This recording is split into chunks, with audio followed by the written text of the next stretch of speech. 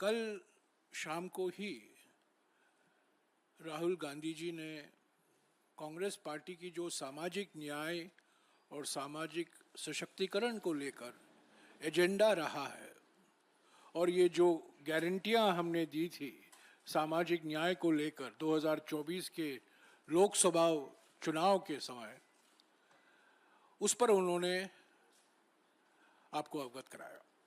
और 3 हमारी जो मांग थी, इस गारंटी कार्ड में हमने गारंटियां दी थी। उसके बाद राहुल जी लोकसभा में बोले और उसके पहले 23 अप्रैल 2023 को कांग्रेस अध्यक्ष मल्लिकार्जुन खड़गे जी ने प्रधानमंत्री को एक खत भी लिखा था। ये सब आपके पास है। ये 3 मुख्य मांग कांग्रेस पार्टी की ओर से जो एजेंडा है सामाजिक न्याय को लेकर, हमारे अहमदाबाद प्रस्ताव जो पारित हुआ अहमदाबाद में 9 तारीख को, 9 अप्रैल को। पहली मांग थी जाति जनगणना। दूसरी मांग थी कि जो 50% सीलिंग लगाया गया है आरक्षण को लेकर अनुसूचित जाति, अनुसूचित जनजाति और ओबीसी वर्गों के लिए, उसको हटाने की मांग थी संशोधन, संविधान संशोधन के द्वारा। और तीसरी मांग थी जो राहुल जी ने कल उसका जिक्र किया, जो अनुच्छेद 15(5) है हमारे संविधान में, अनुच्छेद 15(5) जो 2006 में शामिल किया गया था, उसको पूरी तरीके से लागू करने की मांग थी और उस पर मैं और जानकारी आपको दूंगा। तो ये 3 मांगे हैं। मैं शुरुआत करूंगा कि 24 दिसंबर 2019 को मैं क्रोनोलॉजी दूंगा और क्रोनोलॉजी समझने की जरूरत है। 24 दिसंबर 2019 को प्रधानमंत्री ने कैबिनेट बैठक की अध्यक्षता की और उस बैठक के बाद एक प्रेस नोट निकाला गया। इसकी कॉपी मैं आपको दे दूंगा, पर यह पीआईबी के वेबसाइट पर आपको मिल जाएगा आसानी से।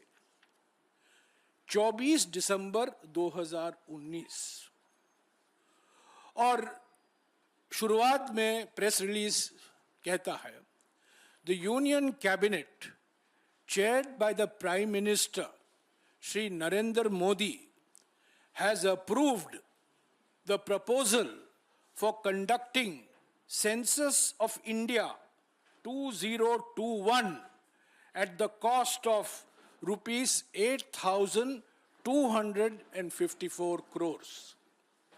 24 दिसंबर 2019 को कैबिनेट की बैठक होती है और घोषणा किया जाता है कि 2021 में जो जनगणना ड्यू है, हर 10 साल जो जनगणना कराया जाता है, 51 में हुआ, 81 में हुआ, 71 में हुआ, 81 में हुआ, 91 में हुआ, 2001 में हुआ, 2011 में हुआ और 2021 की जनगणना के बारे में 24 दिसंबर 2019 को निर्णय लिया जाता है और कहा जाता है कि इस पर 8,254 करोड़ रुपया खर्च होगा।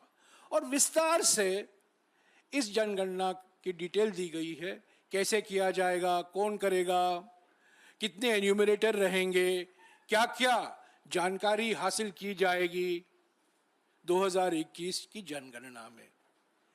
इस प्रेस रिलीज में जाति शब्द शामिल नहीं है।